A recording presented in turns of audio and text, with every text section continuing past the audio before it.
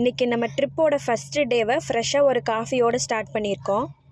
எங்கள் மேரேஜ்க்கு அப்புறம் ஆல்மோஸ்ட் ஒரு 6 இயர்ஸில் இதுதான் நாங்கள் ஃபஸ்ட் டைம் அவுட் ஸ்டேஷன் போகிறோம்.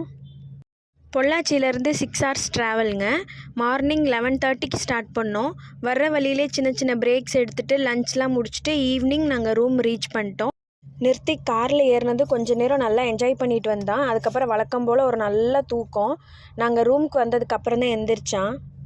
நாங்கள் எந்த பிளேஸ்க்கு வந்திருக்கோன்றதை உங்களுக்கு நெக்ஸ்ட்டு வீடியோவில் நான் சொல்கிறேன்.